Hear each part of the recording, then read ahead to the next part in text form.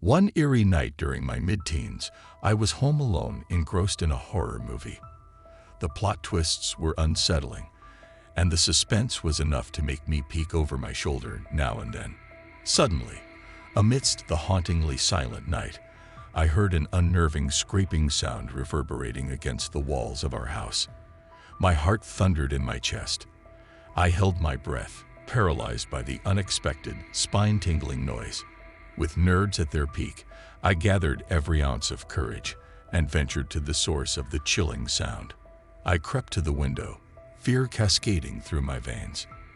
And there, casting eerie shadows in the moonlight, was the culprit. It wasn't an eerie specter or a malevolent presence, but our harmless goat. In its nocturnal grazing, it was using its horns to scrape the side of the house. The fright quickly transformed into laughter as I realized the absurdity of the situation. It was just our playful and mischievous goat, innocently having its late-night snack against the wall. It was a hair-raising moment turned comical by the innocent antics of our livestock, grazing as if the dark of night was just another mealtime. That night, my horror movie lost its eerie grip, replaced by the antics of our friendly but mischievous grazing goat. It was one of those stormy evenings when the rain clattered against the windows and the howling wind conducted an eerie symphony outside. I was sitting comfortably on my couch, engrossed in a movie, the surround sound enhancing every scene. Suddenly, amidst the dialogue and soundtrack, I detected an unusual sound, a knock or a tug at the back door, a brief pause, and then the sound repeated itself. I muted the movie, attributing it initially to the raging weather, imagining that it was just the tumult of the storm knocking some debris against the door. But the persistence of the sound sliced through my uneasy thoughts. Anyone up to no good would choose the back entrance. My heart began to race, and I contemplated the potential intruder, if it was indeed a person. I grasped the closest weapon, a knife from the kitchen, preparing for a confrontation. My mind raced with thoughts of self-defense and protection. I decided to confront the situation head-on. With a mixture of anxiety and a strange kind of readiness, I yelled out a warning, a mix of adrenaline-fueled courage and fear. You don't know who you're messing with. Get out now. The sound persisted, and I braced myself for a potential confrontation. With swift motion, I flung the door wide open, brandishing the knife as I did so. And there, in the illumination from the hallway, stood my dear grandmother. I was taken aback, my heart racing at 100 miles an hour. The adrenaline rush that surged through me vanished instantly, leaving only shock and confusion. "Grandma, why didn't you use the front door?" I exclaimed, my voice riddled with equal parts relief and astonishment. Turns out, my grandma was seeking shelter from the rain, thinking the back door was more convenient due to the covering over it.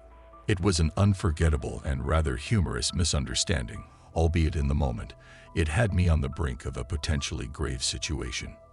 My family still jokes about the time I almost gave my dear grandmother to the fright of her life, unknowingly. Babysitting at a remote house in the midst of nowhere can easily trigger every hair on your body to stand on end. The eeriness of isolation blends with the responsibility of safeguarding a sleeping baby, making every little sound a possible sign of impending doom.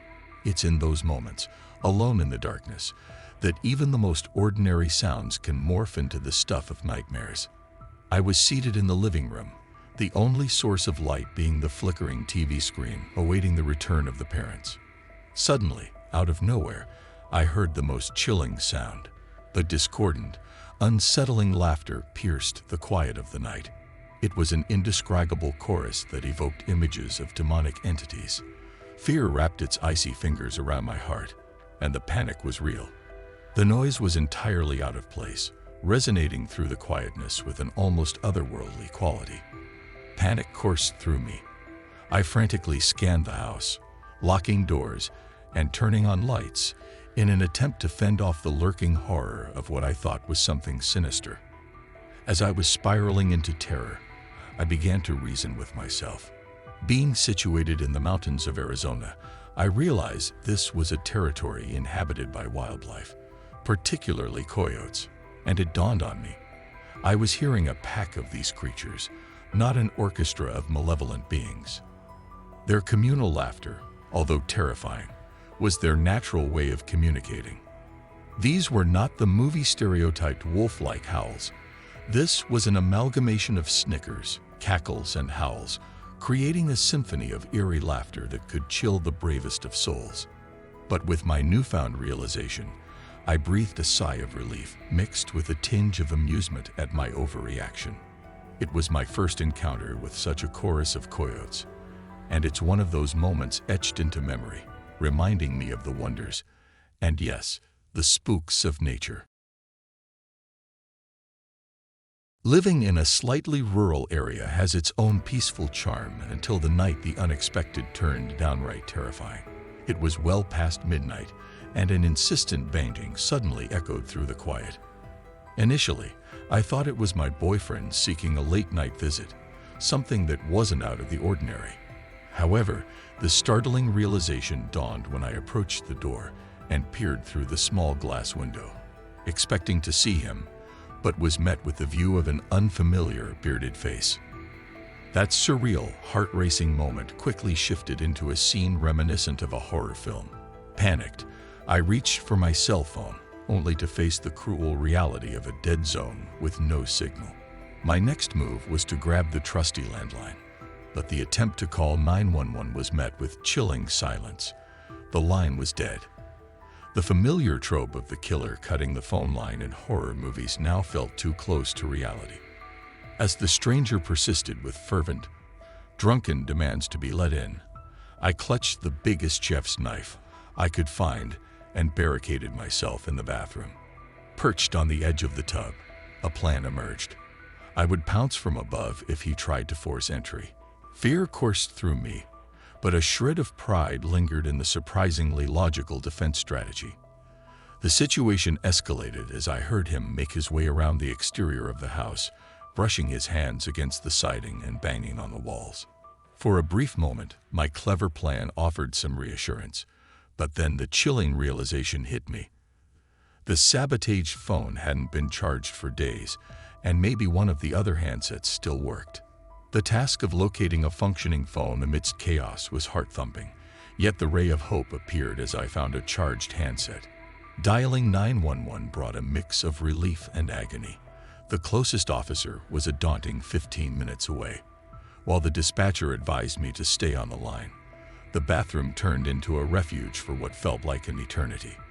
When the police finally arrived, they detained a disheveled, intoxicated, and bewildered young man. He had been searching for a party nearby, but got disoriented, mistaking my house for his friends. What was a mere mistake for him was a nightmare for me. This surreal night ended with a lesson. Keep those phones charged, folks. It was a nerve-wracking reminder that sometimes life can mirror the spine-tingling plot of a suspenseful movie.